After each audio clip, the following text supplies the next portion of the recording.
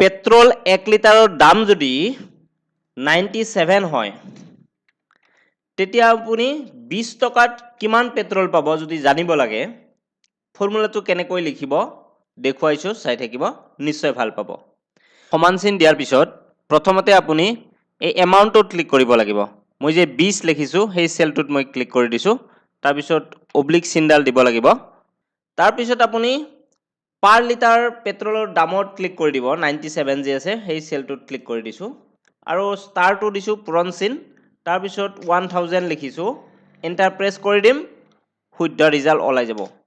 চাওক ৰিজাল্ট ওলাই গৈছে আপুনি যদি জানিব বিচাৰে যে এটো ৰিজাল্ট শুদ্ধ হৈছে নে নাই মই দেখুৱাইছো আপোনালোকক চাব যদি 100 টকা পাৰ লিটাৰ পেট্ৰলৰ দাম হ'লহেতেন তেতিয়া 50 টকাত 500 মিলিলিটাৰ পেট্ৰল আমি পালোহেতেন এই যদি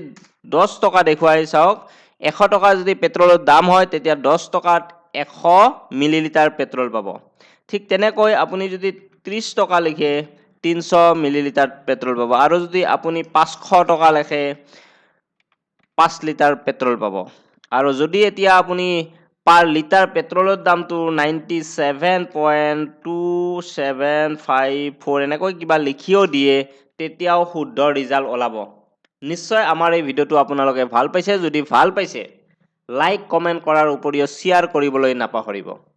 আৰু যদি আপুনি আমাৰ এই চেনেলটো এতিয়াও সাবস্ক্ৰাইব কৰা নাই অনুগ্ৰহ কৰি সাবস্ক্ৰাইব কৰিব